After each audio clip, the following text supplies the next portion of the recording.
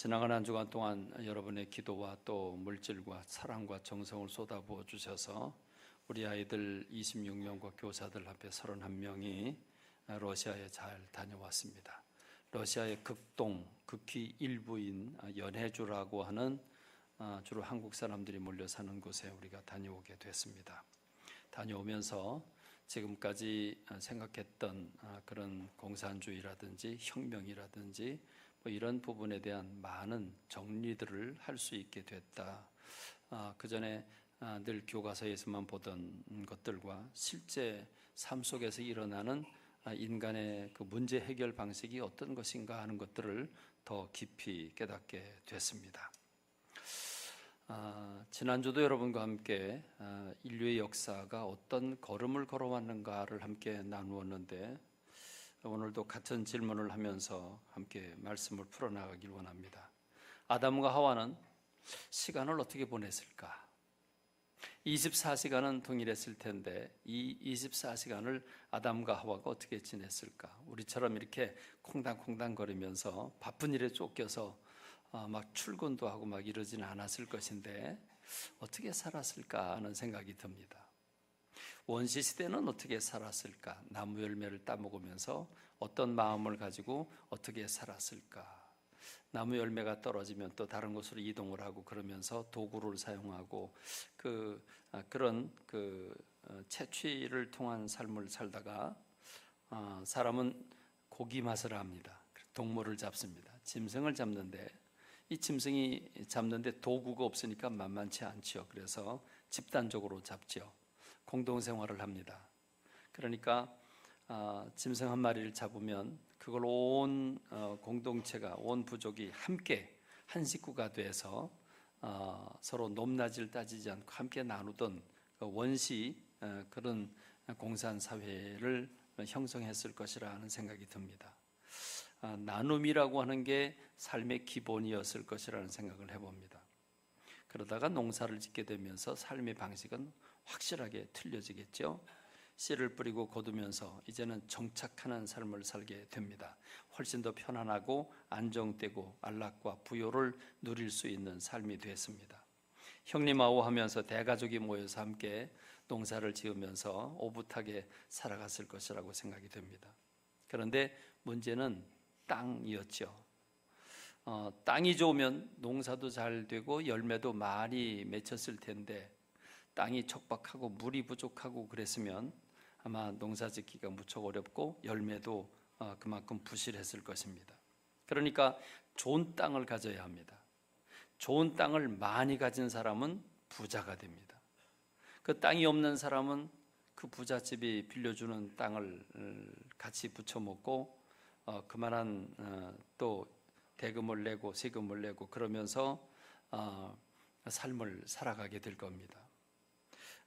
나라라고 하는 게 형성이 됩니다. 그런 농사 짓는 사람들을 병사들을 풀어서 울타리를 쳐 보호를 해주고 세금을 받아들이고 국가를 운영하는 체제가 만들어집니다. 그러면서 좀 더 넓은 땅, 많은 땅을 가지면 좀 더 우리나라가 부국하게 될 텐데라고 하는 꿈을 가지게 되고 결국 인간의 역사는 땅 뺏기 역사로 이제 들어가게 됩니다. 춘추전국 시대를 비롯해서 거의 인간의 역사는 남의 땅을 쳐들어가서 죽이고 하면서 땅을 빼앗아서 나라를 크게 형성합니다. 제국주의라고 하는 게 자기의 힘을 가지고 힘없는 나라에 쳐들어가서 빼앗아 자기 것으로 삼는 게 제국주의 아니었겠습니까? 오늘 그렇게 해서 지금의 대국이라고 말하는 미국이나 또는 그 중국이나 러시아가 다 그렇게 해서 큰 땅덩어리를 소유하게 됩니다. 그렇습니다. 지금도 그 큰 땅을 가진 중국 또 러시아 어떻게 하든지 그 땅을 더 많이 가지려고 마음대로 손을 거놓고 이게 우리 땅이라 그래서 국제적으로 아니라고 그래도 국제 깡패처럼 그냥 막무가내로 내 거라고 그리고 싸움을 언제든지 싸움 싸울 준비를 다 갖춰놓고 있습니다. 그러다가 인간의 삶은 물물교환을 넘어서서 상업이라고 하는 형태로 발전해 나가죠. 장사는 머리 회전이 빠르거나 인간관계에 탁월한 사람 또는 탁월한 수완을 가진 그런 사람들이 떼돈을 벌기 시작을 합니다. 그래서 세상은 빈익빈 부익부가 형성이 됩니다. 이제 땅은 죽여서 빼앗을 필요가 없습니다. 내가 돈을 벌어서 땅을 사면 되기 때문입니다. 이게 나라 간에도 장사를 하죠. 그래서 러시아가 미국에 알래스카를 싼 값에 팔았다가 땅을 치고 후회한다고 그럽니다. 그렇습니다. 문제는 과학이 발전하면서 산업의 형태가 완전히 바뀌게 되죠. 농사 짓고 물고기 잡고 간의 수공을 하면서 물물 교환 형태의 상업의 수단이 이제는 사람 대신 기계가 쉬지 않고 대량 생산을 해냅니다. 그렇게 되니까 많은 물건이 쏟아져 나오고 시대가 현격히 달라지게 되죠. 혁명입니다. 그러니까 기계를 가지고 공장을 운영하는 그 주인은 많은 돈을 법니다. 그런가 하면 그 주인 밑에서 일하는 사람들도 불만이 없습니다. 왜냐하면 일거리를 주고 봉급을 또박또박 주고 하니까 먹고 살아가는데 지장이 없고 큰 기쁘고 오히려 감사할 나름입니다. 그러나 시대가 점점 지나가면서 일꾼들이 만들고 노동자가 만들고 노동자가 팔고 그래서 얻는 이득인데 노동자들에게는 쥐꼬리만큼 봉급을 주고 근데 사업자는 어마어마하게 많은 돈을 챙깁니다. 그 돈의 액수가 도를 넘어서서 상상을 초월하는 그런 금액들이 사업주에게로 돌아가게 됩니다. 그래서 사람들은 의문을 품기 시작을 합니다. 말도 안 된다. 이게 왜 이런 구조를 가져야 되는가? 사람은 평등한데 왜 누군 저렇게 돈 많이 가지고 왕처럼 군림을 하고 왜 우리는 노예처럼 살아야 되는가 하는 의문을 가지게 됩니다. 왜 몇몇 사람만이 돈을 폭식을 하고 기계와 공장은 왜 몇몇 사람만이 소유를 하고 있는가? 모든 노동자와 모든 농민 모두는 다 인격을 가진 똑같은 평등한 사람인데 왜 이런 사회 구조가 되어야 되는가? 잘못됐다. 그래서 이 반응을 사람들은 두 가지로 나누어서 행동하게 됩니다. 유럽에서는 고대 이성적인 철학이 발전을 해서 그 철학적인 사고방식, 이성을 가지고 문제를 해결하려고 그럽니다.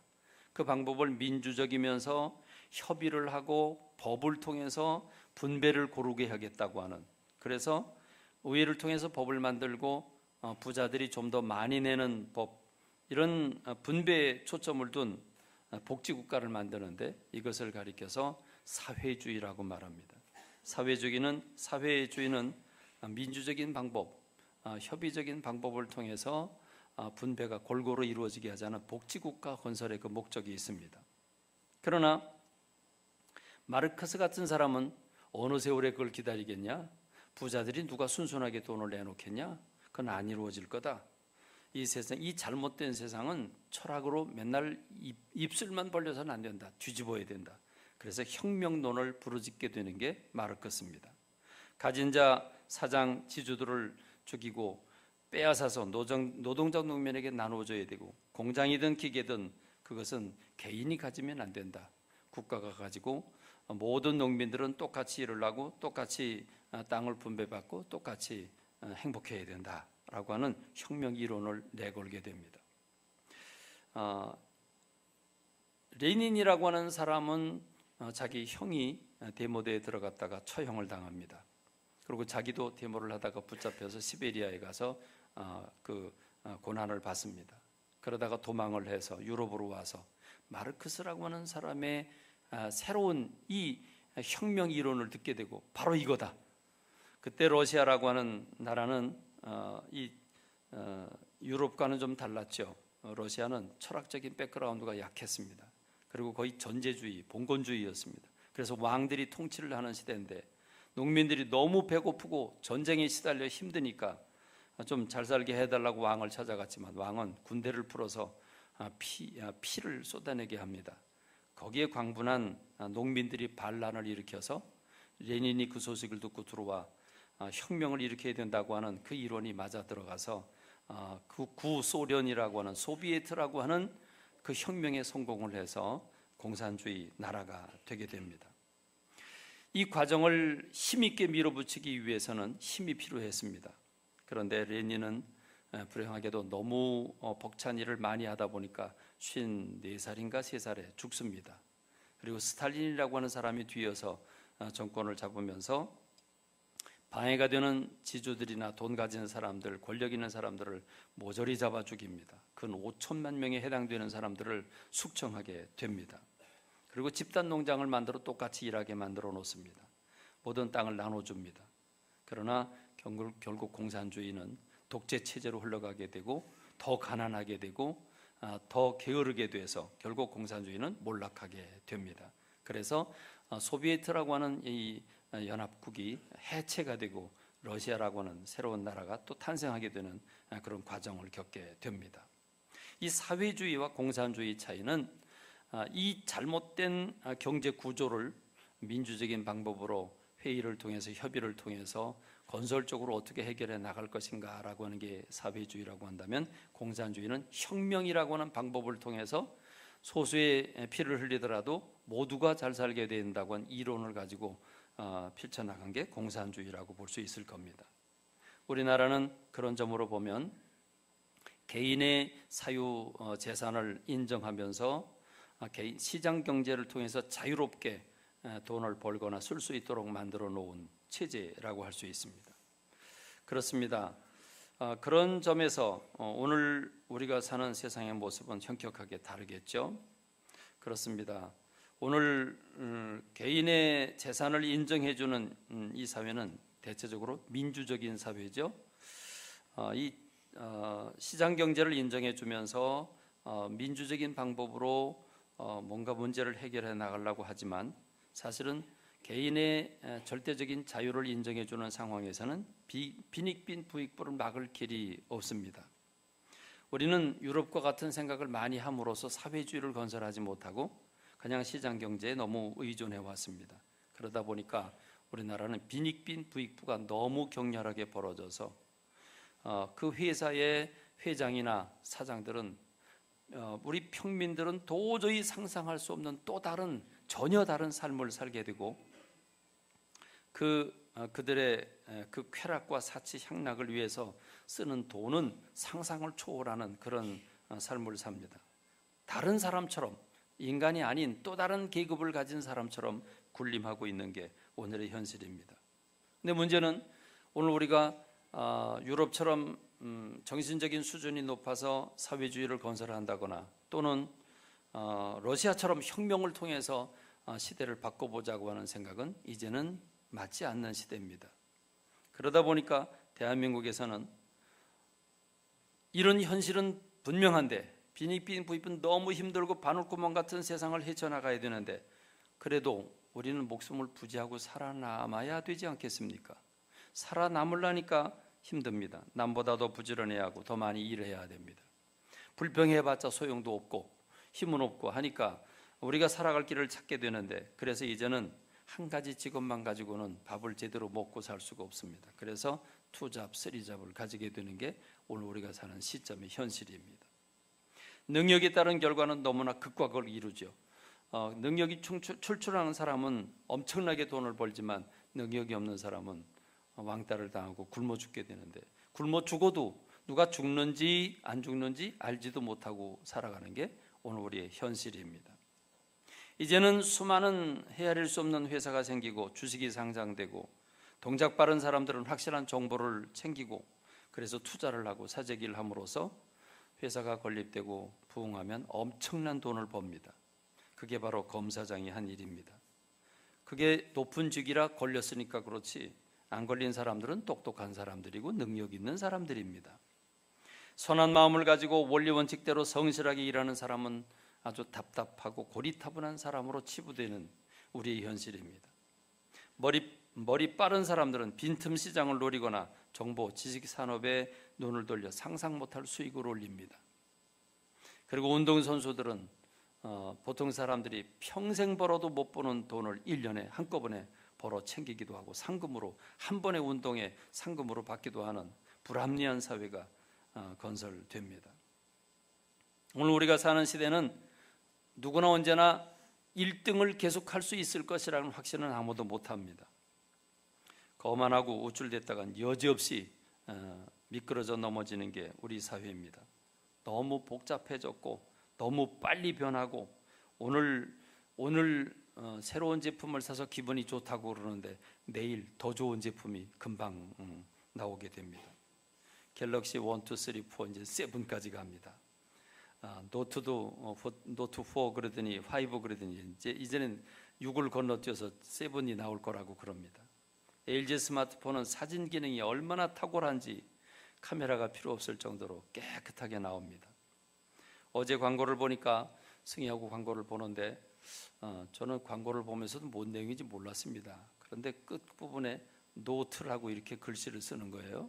그래서 야, 저게 뭔 광고냐 그랬더니 그 노트 7이 나온다고 하는 광고인데 그 물속에 집어넣어도 끄떡없다.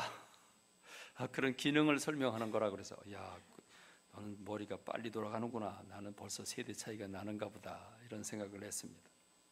물건은 사는 날로 바로 고물자가 돼버리고 말아버립니다.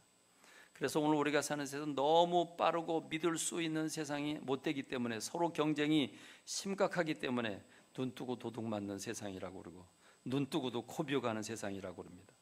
내 손으로 확인하고 또 확인하고 또 확인하고 도장을 찍어줬는데 그게 사기당하는 길이었다는 걸 전혀 모르고 우리가 당하는 시대입니다. 그러니까 우리는 정신 차리고 살아야 합니다. 부지런히 좌우를 살펴야 됩니다. 뭐가 잘못됐는지 어느 길로 가야 되는지 우물쭈물했다가는 남의 종 노릇하기 딱 십상입니다. 누가 먼저 튀어나올지 아무도 모릅니다. 아무리 수년을 공들여서 연구하고 물건을 엄청나게 많은 돈을 들여서 만들어내도 내일 다른 사람이 더 좋은 걸 만들어내면 그 회사는 망하게 됩니다. 성공했다고 좋은 자리 차지했다고 느긋할 수가 없습니다. 진급하면 뭐합니까? 진급한 만큼 실적을 올려야 되는데 그 실적을 올리기가 쉽지 않습니다. 나이는 들어가고 시대는 변해가고 젊은 사람들은 치고 올라오고 그걸 감당할 길이 없어서 점점 밀려나게 됩니다. 그렇습니다. 가제눈을 하고 좌우사방을 보고 경계하고 무장하고 그리고 올빼미처럼 밤을 눈 뜨고 자야 합니다. 눈 감고 잤다가는 언제 무슨 일 당할지 모릅니다. 너무 빨라졌습니다. 급속도로 변하고 있습니다. 아담과 하와는 틀림없이 걸어 다녔을 겁니다. 뛰어야 할 이유가 하나도 없었을 것입니다. 아마 뜀박질한 거는 숨바꼭질 할 때나 뛰었겠지 아마 뛸 일이 별로 없었을 겁니다. 시대가 지나면서 짐승을 이용합니다. 소나 낙엽 같은 느리작하는 동물에 힘 있는 동물에 마찰을 실어서 운반을 하기도 합니다. 그러다가 속도가 빠른 말을 이용하기도 합니다. 말을 직접 타니까 얼마나 빨라졌습니까? 자동차를 탑니다. 비행기를 탑니다. 그리고 우주선이 날아갑니다. 빨라졌습니다. 지난주도 말씀드렸습니다마는 며칠 전 신문에 보니까 서울서 부산까지 2026년에 단 26분 만에 간다고 그럽니다. 그걸 지금 이미 설계에 들어갔다고 그럽니다. 이게 믿어지질 않습니다. 26분, 16분인지 26분인지 그런데 어떻게 26분 동안 서울서 부산 그 400km를 간단 말입니까? 도저히 믿어지질 않고 미국에서 한국 오는 시간이 2시간 남짓하면 올 수 있다고 그럽니다. 정신없이 빨라지고 있습니다. 우리가 적응이 안 됩니다. 이걸 못 쫓아가면 낙오하고 굶어 죽게 됩니다. 인정사정 없습니다. 애플이든 삼성이든 LG든 서로 견제하면서 더 먼저 앞서가려고 그러지만 아무도 우리가 영원히 승리할 것이라고 하는 생각을 못합니다. 삼성은 갤럭시 4 시절에 중국에서 떼돈을 벌었습니다. 그러나 화웨이 또는 샤오미 이런 회사들이 생기면서 코가 아주 납작해졌습니다. 미래가 불안해졌습니다. 그러니 회사는 살아남기 위해서는 직원들을 채근해야 되고 직원들은 피를 말리게 됩니다. 실적을 올려야 됩니다. 실적 올리지 않으면 회사도 무너지고 나도 무너집니다. 그러니까 늘 가시방석입니다. 그나마 여러분 지금이 제일 좋은 시대입니다. 지금이 제일 좋은 시대입니다.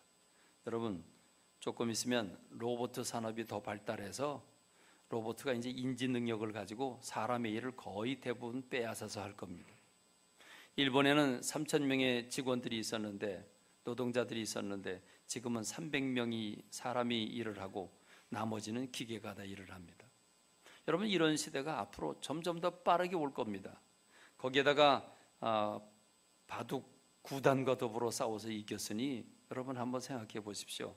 전 분야에 걸쳐서 인지 능력을 가지고 그리고 감정도 가지게 되면 실수투성인 인생 사람들과 더불어 싸우면 뭐 100번 싸우면 그건 기계가 이길 겁니다. 그때가 돼서 기계가 세상을 지배하고 반란을 일으키게 되면 우리는 기계의 노예가 돼야 되는 게 아마 우리들의 운명일 겁니다. 머리 허연 분들은 대충 살다가 세상 떠나도 되겠는데 이 새파랗게 젊은 청년들은요 기계와 더불어 싸울 전쟁 준비를 해야 됩니다. 그렇습니다. 지금 우리는 가만히 앉아 있을 때가 아니죠. 뭔가라도 해야 되는 시대가 우리 시대입니다. 너무 빠르게 지나가서 사람들이 과학을 믿고 유토피아가 될 거라고 생각했지만 미래는 너무 암담하고 어디로 튀어갈지 모르는 게 우리 세상입니다. 가만히 있으면 불안해서 견딜 수 없습니다. 그래서 우리는 왔다 갔다라도 해야 됩니다. 그렇죠? 왔다 갔다라도 해야 돼요. 가만히 있으나 왔다 갔다 하나 똑같은데 그래도 왔다 갔다라도 해야 좀 마음이 덜하죠. 여러분, 하나님께서 원하는 세상이 이런 모습이었을까요? 하나님 우주 만물을 만드실 때 이런 세상이 되기를 원하셨을까요? 땅끝까지 가서 정복을 하라고 하는 주님의 마음은 바로 이런 마음이었을까요? 저는 90년에 미국에 갔다가 입을 벌렸습니다. 우리는 1시간만 자동차를 타고 가도 휴게소가 몇 개씩 나오는데 10시간을 가는데 휴게소가 하나도 없습니다. 여러분, 휴게소라고 하는 게 있는데 그냥 가다가 보면 그냥 건물은 있고 집은 건물은 있는데 그냥 탁자 몇 개하고 의자 몇 개만 놔져 있을 뿐이지 사람은 하나도 없습니다. 그냥 도시락 들고 가다가 거기서 먹고 쓰레기통에 버리고 그냥 또 갑니다. 몇 시간 가야 도시 하나가 나타납니다. 그 넓은 땅 그렇게 가면서 저는 생각을 해봤습니다. 참 이 황무지 같은 땅, 저 풀도 나지 않냐고 돌멩이 있는 땅, 그렇지만 저 땅이라도 대한민국 사람들한테 주기만 하면 얼마든지 저걸 천국으로 만들어 놓고 살 텐데 그런 생각을 했습니다. 너무 넓었습니다. 근데 중국을 가보니까 중국의 길은 그냥 직선입니다. 여러분, 중국 참 넓습니다. 이번에도 비행기 타고 러시아에서 오는데 한국이 다 왔나? 그리고 내려다보고 서로들 이게 지금 여기가 중국이냐 한국이냐 서로 얘기를 합니다. 따질 거 없습니다. 내려다보니까 마치 도화지에다가 직사각형을 자루다 쭉쭉 거놓은 것처럼 밭들이 그렇게 생겼습니다. 그럼 여러분, 그게 한국입니까 중국입니까? 중국이죠. 한국일 리가 없죠. 한국에 그런 땅이 어디 있습니까? 어마어마하게 넓은 땅들을 자루 거는 것처럼 그렇게 만들어 놨습니다. 그렇습니다. 넓은 땅입니다.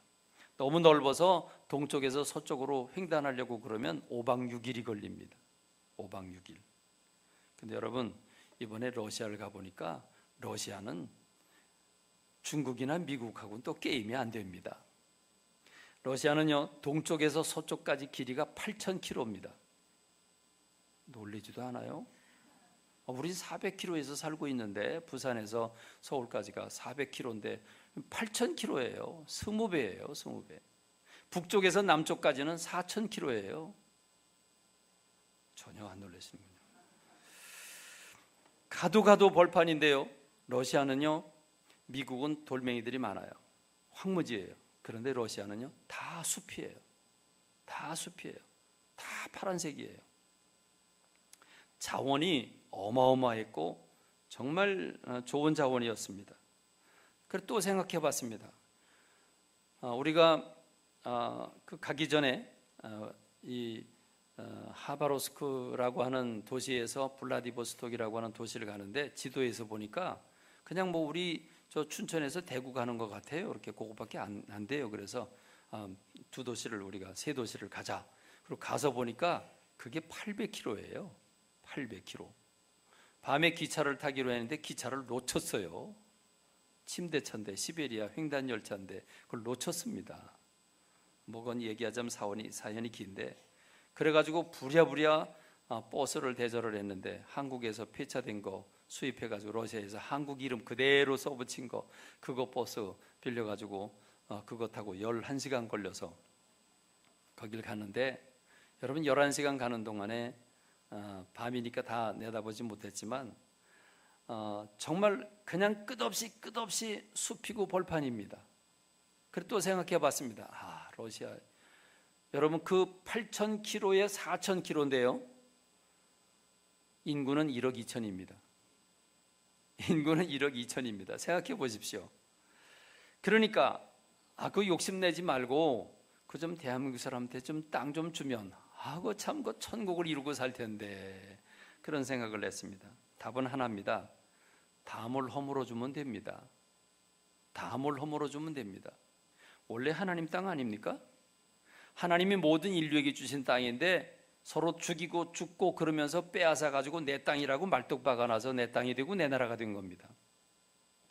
그런데 대한민국이나 수많은 나라들은 좁은 해변가 물가에서 그냥 빠글빠글 거리고 살고 하바롭스크라는 도시에 가니까 모기가 얼마나 많은지 여러분 비가 많이 오는데도 불구하고 모기가요 그냥 평생 물린 모기 10배는 물렸어요. 10배. 그냥 여러분 그냥 가다가 서기만 하면 그냥 볼 때처럼 보여들어요. 근데 그 현지인들이 하는 얘기가 이건 아무것도 아니랍니다.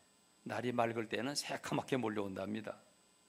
그래서 왜 그런가 봤더니 거기는요 그 강이 엄청나게 넓은데 그런데 늪지대가 거의 절반을 차지합니다. 어떻게 보면 자연의 보고인데 우리나라를 생각해 봤습니다. 이건 뭐 시간 맞춰서 약을 뿌려줘서 모기라는 게 우리의 삶에 어디 있습니까? 모기는 볼래야 볼 수도 없죠. 그런 걸 보면서 자원이 대단했는데 여러분 그렇습니다. 사람의 문제는 탐욕입니다. 울타리 쳐놓고 내 땅이라고 그러고 그 넓은 땅 다 쓰지도 못하면서 그 넓은 땅을 내 땅이라고 그러고 있습니다. 그리고 좁은 데서 그저 애를 쓰고 쌈박질하고 난리들이 나 있습니다. 이게 세상의 모습입니다. 세상의 모습은 죄고 죄의 원인은 탐욕입니다. 여러분 엉뚱같은 소리 같지만 여러분 담을 헐고 울타리를 헐면 그게 사랑이고 그게 나눔입니다. 세상은 전혀 좁지 않습니다. 70억 인구가 넉넉히 살아가고도 남는 넓은 땅입니다. 그런데 탐욕스럽게 내 거라고 손 못 대게 하니까 다들 힘들어하고 어려워하는 겁니다. 그렇습니다. 저는 지난주 여러분들에게 사도 바울의 권고를 알려드렸습니다. 자족하는 비결을 배우면 행복해질 수 있다. 덥다고 미치고 환장하겠다고 점점 이러고 있으면 점점 더 더워집니다. 점점 힘들다고 불평하면 점점 더 힘들어집니다. 자족하는 비결, 탐심을 버리면 행복이 온다고 말씀을 드렸습니다. 휴가철을 맞는 오늘 요즘의 계절에 무척 한국 가보니까 덥습니다. 거기는 이만큼 덥지 않았습니다. 그래도 좀 시원했습니다. 그런데 너무 덥습니다. 살아가기도 힘든데 날씨까지 더우니까 죽을 지경이지요. 그렇습니다. 오늘 본문입니다. 네가 말이 조급한 사람을 보느냐 그보다 미련한 자에게 오히려 희망이 있느니라. 조급이라고 하는 문제를 한번 생각해 보길 원합니다. 여러분 조급해지는 이유가 뭐죠? 좀 안정된 삶을 살아야 되는데 그렇지 못합니다. 좀 많이 가져야 되는데 그렇지 못합니다. 좀 앞서가야 되는데 남들이 먼저 앞서갑니다. 내가 좋은 걸 다 뺏깁니다. 그래서 조급합니다. 그래서 불안합니다. 여러분 우리가 조급한 이유가 뭡니까? 내가 충분히 가지고 있으면 조급할 이유가 없어요. 시간적인 여유가 충분하면 조급할 이유가 없어요. 그런데 시간은 빨리 가고 가진 건 없는데 남들은 앞서가고 있고 그러니까 어찌할 줄 모르니까 조급해지는 겁니다. 불안해지는 겁니다.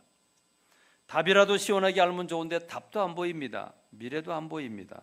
그러니 어찌 조급하지 않을 수 있겠습니까? 그렇습니다. 사방으로 가재미 눈을 하고 경계하고 무장을 하면서 속으로는 부지런히 앞서가야 된다고 하는 생각에 스트레스를 받고 있는 게 오늘 우리들의 삶이 아니겠습니까? 그러니 쉴 시간이 없죠. 없어요. 눈코 뜨고 눈꽃을 새 없이 일을 해도 이게 부자가 못 되는 게 우리 세상이기 때문에 오늘 우리는 조급하고 불안한 삶을 살 수밖에 없습니다. 그런 마음을 가지고 말을 하면 실수를 하게 돼 있고 그런 마음을 가지고 행동을 하고 사업을 하게 되면 여러분 제대로 될 리가 없지요. 그래서 내가 말이 조급한 사람을 보느냐 그보다 미련한 자에게 오히려 희망이 있느니라. 느긋한 사람이 돼야 되는 줄로 믿습니다. 여유를 가져야 되는 줄로 믿습니다. 여러분, 이를 다른 말로 말하면 안정된 마음을 가져야 합니다. 조급하지 말고 여유를 가지라는 말입니다. 평안하고 안정되고 평화의 마음을 가져야 되고 질서로운 마음을 가져야 합니다. 여러분, 무엇에 쫓기고 있습니까? 왜 그렇게 콩당거립니까? 왜 마음은 불안하고 왜 화가 나고 왜 불만투성입니까? 그렇습니다. 마음을 비우지 못해서 그렇습니다. 비우지 못해서 그렇습니다. 얼마만큼 채우면 만족할까요? 여러분, 목표를 한번 얘기해 보시죠. 몇 억이면 됩니까? 몇 억. 이제 노년에 4억 정도는 있어야 기본적으로 살 수 있다고 그러죠. 4억 정도는 있어야 된다. 몇 억 정도 있으면 여러분 편안하겠습니까? 몇 억 정도 있으면 이제 이만하면 됐다라고 말할 수 있습니까? 탐욕은 끝이 없습니다. 탐욕은 4억 아니라 40억을 가지고 있어도 더 많이 벌으려고 그러지 그것으로 됐다고 말하는 사람은 없습니다. 탐욕이 있는 한 불안합니다. 탐욕이 있는 한 평안함이 없습니다. 탐욕이 있는 한 다른 사람은 시기와 질투의 대상이 될 수밖에 없고 공격의 대상이 될 수밖에 없습니다. 가진 것도 뺏겨서는 안 되니까 불안하고 없어도 빨리 가야 되는데 못 가니까 불안하고 다 불안합니다. 그래서 우리는 아굴의 지혜를 배워야 합니다. 아굴이라고 하는 사람 잠언 30장 7절에서 내가 두 가지 일을 주께 구하여 싸우니 내가 죽기 전에 내게 거절하지 마시옵소서. 곧 헛된 것과 거짓말을 내게서 멀리 하옵시고 나를 가난하게도 마옵시고 부하게도 마옵소서. 오직 필요한 양식으로 나를 먹이시옵소서. 여러분, 아굴이라고 하는 사람은 많은 돈이 싫었겠습니까? 아굴이라고 하는 사람은 쌓아놓고 있는 게 싫었겠습니까? 그런데 그는 일부러 일용할 양식으로 만족하고 있습니다. 오늘 하루의 양식이면 필요한 양식이면 됐다고 말하고 있습니다. 여러분, 이 얘기는 아굴만의 이야기가 아닙니다.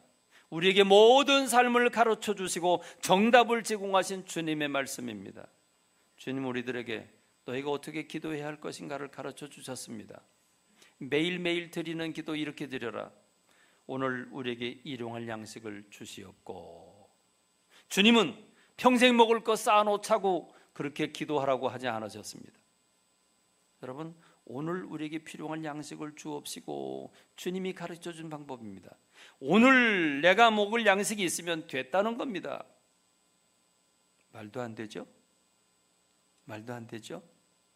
여러분, 얼마큼 있어야 만족하죠? 얼마큼 있으면 만족할까요? 여러분, 정말 가난하십니까?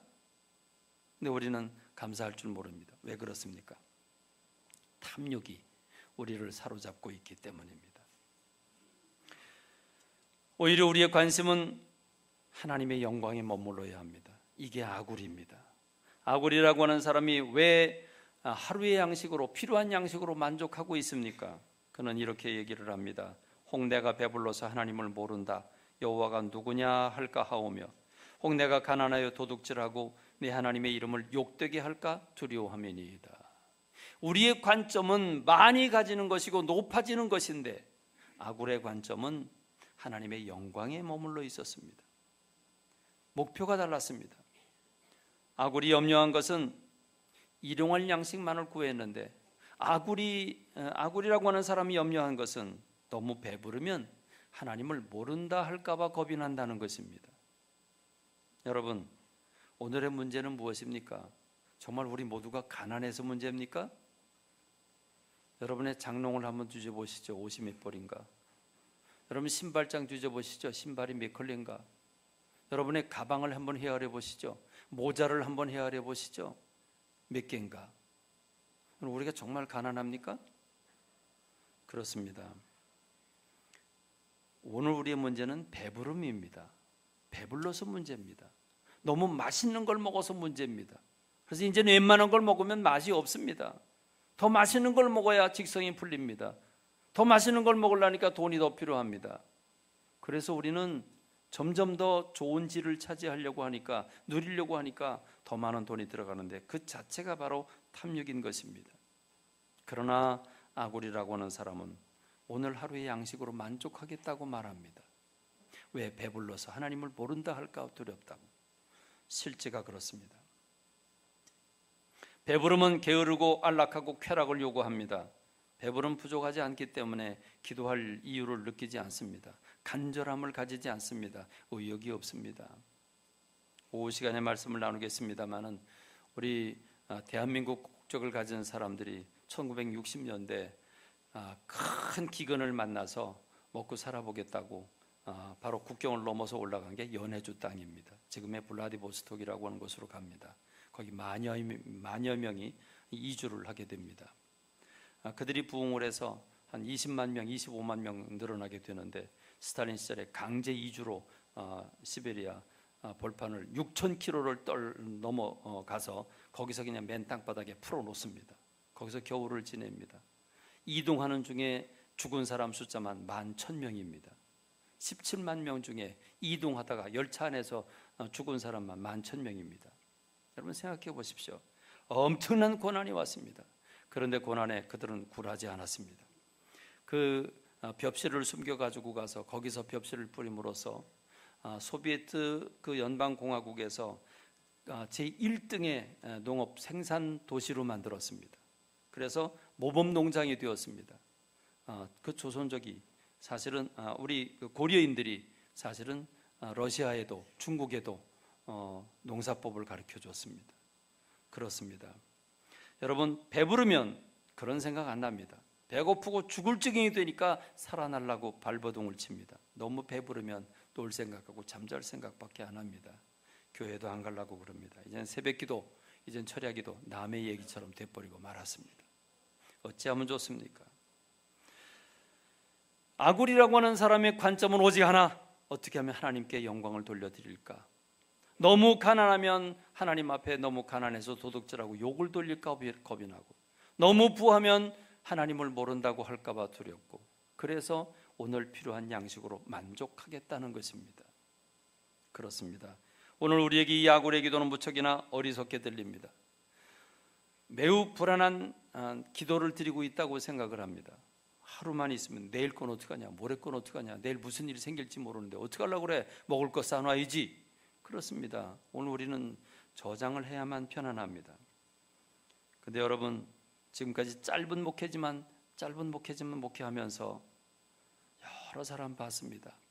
대부분 가난한 지경에서 점점 더 잘 살게 되면 교만해지게 되고 자기를 모르게 되고, 그런 모습들을 보면서 많은 가슴이 아팠습니다. 여러분, 오늘 아굴의 기도는 맞는 기도입니다. 정직한 기도입니다. 그렇습니다. 오히려 성경은 우리에게 정반대로 우리가 탐욕을 가지고 조급해서 불안하면서 불만을 가지고 세상을 살 게 아니라 정반대로 나누고 살아야 여유가 있다고 말씀합니다. 누가복음 6장 38절, 주어라 그리하면 너에게 줄 것이니 곧 후히 되어 누르고 흔들어 넘치도록 하여 너에게 안겨주리라. 너희가 헤아리는 그 헤아림으로 너희도 헤아림을 도로 받을 것이니라. 헤아리고 따지고 살지 말고 나눠주고 살아라. 울타리를 헐고 살아라. 내가 경계선을 헐고 살아라. 나눠주고 살아라. 여러분 생각해 보십시오. 내가 모으려고 하면 잘 안 모아집니다. 그런데 여러분, 하나님이 주시겠답니다. 어떻게 주신다고 말합니까? 흔들어 넘치도록 안겨주리라 그랬습니다. 우리의 일상적인 표준말로 표현하자면 앵겨주리라 그랬습니다. 앵겨주리라. 여러분 생각해 보십시오. 주님이 우리에게 안겨주신답니다. 주님이 그냥 또 안겨주신답니다. 하나님이 주시면 풍성해지는 줄로 믿습니다. 할렐루야. 굉장한 진리입니다. 우리는 내가 움켜쥐고 뺏고, 사람들은 혁명을 통해서라도 가진 자를 죽이고서라도 뺏겠다고 하는 게 오늘 우리가 사는 사회의 모습입니다. 법으로 민주적으로 해결하려고 유럽은 애를 쓰지만 여러분 그게 쉽지 않습니다. 누가 부자들이 그냥 가만히 앉아서 내려고 그럽니까? 안 내려고 발버둥치죠. 그래서 유럽에서 유명한 기업체의 회장들은 기업체를 다른 나라로 옮기고 있지 않습니까? 그렇습니다. 오늘 우리는 움켜쥐고 있는 손을 내려놓고 우리가 주려고 할 때 평화가 온다는 사실입니다. 가지려고 하면 조급해지고 불안해지지만 주려고 하면 편안해지는 줄로 믿습니다. 여유로운 마음이 생기게 되는 줄로 믿습니다. 따뜻한 마음이 생기게 되는 줄로 믿습니다. 관대한 마음이 생기게 되는 줄로 믿습니다. 예수님은 무엇이 모자라서 이 땅에 움켜쥐려고 오지 않으셨습니다. 예수님이 이 땅에 오신 목적은 주려고 오셨습니다. 빌립보서 2장 5절 너희 안에 이 마음을 품으라 곧 그리스도 예수의 마음이니 그는 근본 하나님의 본체시나 하나님과 동등됨을 취할 것으로 여기지 아니하시고 오히려 자기를 비워 종의 형체를 가지사 사람들과 같이 되셨고 사람의 모양으로 나타나서 자기를 낮추시고 죽기까지 복종하셨으니 곧 십자가에 죽으심이라 했습니다. 예수님이 이 세상에 지배하려고 왕 노릇하려고 주인 노릇하려고 오지 않으셨습니다.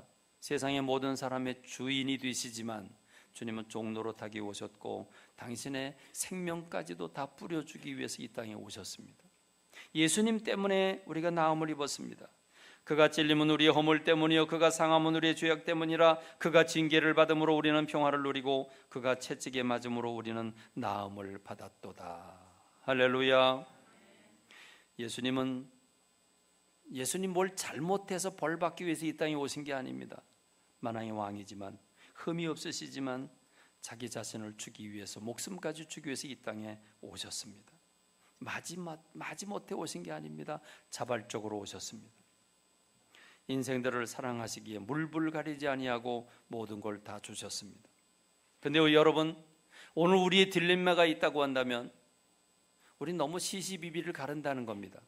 너무 옳고 그름을 가린다는 겁니다. 죽자 사자 우리는 싸웁니다. 우리는 잘못해놓고도 들키기 전에는 죽어도 안 했다고 그럽니다. 그런데 내가 잘못 안 했는데 남이 나보고 잘못했다 그러면 그건 아주 죽일 놈이죠. 그건 아주 사생결단하고 싸웁니다. 내가 잘못 안 했는데 나보고 잘못했다 그러면 안 되죠. 그 싸웁니다. 피 터지게 싸웁니다. 이번 여행을 갔는데 제가 세미나를 인도하는데 어떤 녀석이 방구를 꼈나 봅니다. 이 녀석들이 나중에 싸움이 붙었어요. 누가 꼈냐? 네가 꼈냐? 네가 꼈냐? 네가 꼈다. 네가 꼈다. 그랬더니 서로 안 꼈다 그러니까 나중에 담임 목사님이 꼈대요. 야, 대단합니다. 대단해. 담임 목사님이 꼈대요. 여러분, 우리는 누가 나보고 잘못했다는 말을 절대로 받아들이질 않습니다. 잘못했음에도 불구하고 우리는 잘못했다는 말을 안 합니다. 잘못했다는 말을 하면 큰일 나는 줄 압니다. 오늘 우리의 문제는 옳고 그름을 너무 분명히 따진다는 겁니다. 줘야 합니다. 예수님이 그가 곤욕을 당하며 괴로울 때도 그 입을 열지 아니하였으며 마치 도수장으로 끌려가는 어린 양의 털 깎는 자 앞에서 잠잠한 양같이 그 입을 열지 아니하였도다. 우리에게 필요한 건 이겁니다. 우리는 예수 그리스도를 따라가는 사람들입니다. 예수 그리스도 삶을 본받아야 합니다. 그런데 우리는 남이 나에게 뭐라고 잘못했다는 얘기를 전혀 참지를 못합니다. 정말 내가 잘못했거든요. 그럼에도 불구하고 누가 지적하면 기분 나쁩니다. 여러분, 오늘 우리는 예수님을 바라보고 내가 잘못하지 않아서도 내가 잘못했다고 먼저 사과할 줄 있는 사람이 돼야 되는 줄로 믿습니다. 얘기를 해보면요, 부부가 참 재밌게 살아요. 부부가 재밌게 살아요. 저희 부부도 천국 가서 물어보고 싶은 첫 번째 질문, 내가 지고 살았습니까? 이진주가 지고 살았습니까? 그거 묻고 싶은 겁니다. 제가 얘기를 들어보니까 많은 분들이 이런 불평을 가지고 있어요. 내 배우자가 나한테 잘못했다는 소리를 한 번도 한 적이 없습니다. 그래서 내가, 야, 너 참 불행하다. 세상에서 제일 불행한 사람이에요. 그렇게 뻣뻣한 사람하고 사니 그게 어디 사는 겁니까? 우리 믿는 사람들은 잘못해서 잘못했다고 그럽니까? 예수님이 잘못해서 잘못했다고 그럽니까? 잘못 안 해서도 내가 부족해서 그렇다, 내가 잘못해서 그렇다, 먼저 사과하고 먼저 사랑하고 먼저 용서하고 먼저 용납하면 따뜻해지는 줄로 믿습니다. 내가 잘못 안 했는데 왜 내가 잘못했다고 그래? 난 죽어도 못해. 아예 결혼하지 말지. 여러분, 우리는 주고 살아야 되는 줄로 믿습니다. 그럴 때 여유가 있는 줄로 믿습니다. 그렇게 주셨더니 이름으로 하나님이 그를 지극히 높여 모든 이름 위에 뛰어난 이름을 주사 하늘에 있는 자들과 땅에 있는 자들과 땅 아래에 있는 자들로 모든 무릎을 예수의 이름에 꿇게 하시고 모든 입으로 예수 그리스도를 주라 시인하여 하나님 아버지께 영광을 돌리게 하셨느니라. 모든 걸 주셨더니, 모든 걸 다 생명까지 다 주시고 종의 모습으로까지 내려가셨더니 세상 모든 사람들이 주인이 되셨습니다. 모든 사람이 그의 이름에 무릎을 꿇게 하셨습니다. 만주의 주가 되셨습니다. 그렇습니다. 우리 남보다 앞서야 하고 남보다 많이 가져야 하고 남보다 더 빨리 가야 한다고 생각을 합니다. 대한민국 사람들은 유난히도 빠른 걸 좋아합니다. 전 세계 사람들이 대한민국 사람들이 빨리 가는 걸 다 알고 있습니다. 그래서 우리가 어딜 가면 빨리빨리 그들이 먼저 말을 합니다. 빨리빨리 그들이 먼저 얘기를 합니다. 그렇습니다. 우리는 지정학적으로 대국들 곰 같은 큰 나라 밑에서 살아가려니까 요리조리 빠져나가야 되니까 동작이 빨라야 돼요. 거기다 우린 사계절의 계절의 변화가 너무 뚜렷하기 때문에 조금만 지체하면 우린 살아나갈 수가 없어요.